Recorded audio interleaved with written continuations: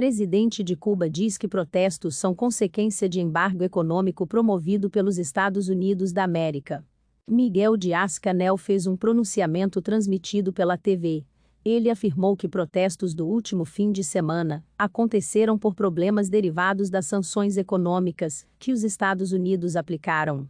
O presidente de Cuba, Miguel Díaz-Canel, afirmou nesta segunda-feira, 12, que os protestos do último fim de semana aconteceram por problemas derivados das sanções econômicas que os Estados Unidos aplicaram.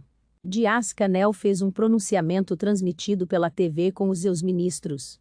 No texto, ele afirmou que o povo tem direito a defender o sistema cubano. Leia também. No domingo, milhares de cubanos se uniram a protestos de rua em cidades do país, as maiores manifestações antigoverno na ilha comunista em décadas. Os manifestantes pediam a renúncia de Miguel Díaz-Canel, gritavam liberdade e cantavam músicas contra o regime. Os protestos aconteceram em meio à pior crise econômica de Cuba desde o fim da União Soviética, sua antiga aliada, e a uma disparada recorde de infecções de coronavírus. Pessoas expressaram revolta com a escassez de produtos básicos, as limitações às liberdades civis e a maneira como as autoridades lidam com a pandemia. Milhares foram às ruas de várias partes de Havana, incluindo o centro histórico, e os gritos de Díaz-Canel, renuncie se sobrepuseram aos de grupos de apoiadores do governo, que acenavam com bandeiras cubanas e bradavam Fidel.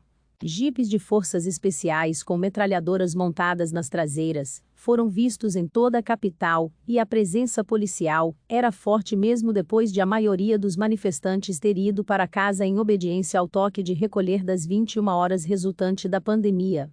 Estamos vivendo um momento muito difícil, disse Miranda Lazara, professora de dança de 53 anos, que se uniu aos milhares de manifestantes que marcharam por Havana.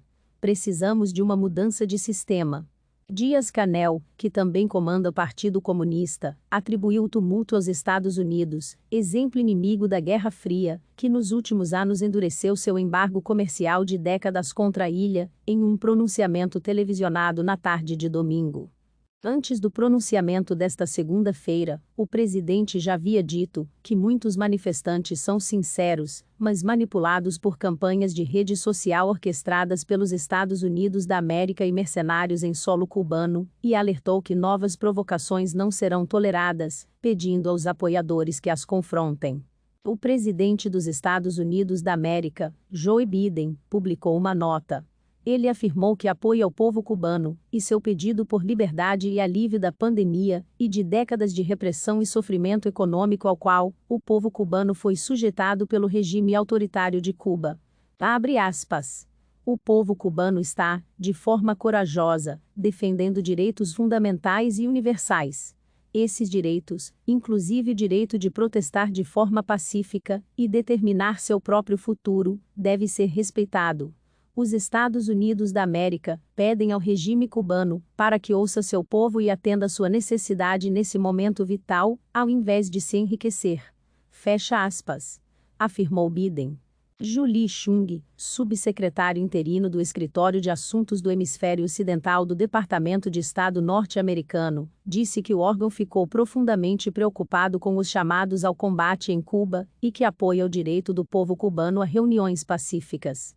Testemunhas da Reuters nos protestos em Havana viram forças de segurança, auxiliadas por possíveis agentes à paisana, prenderem cerca de 2 dúzias de manifestantes.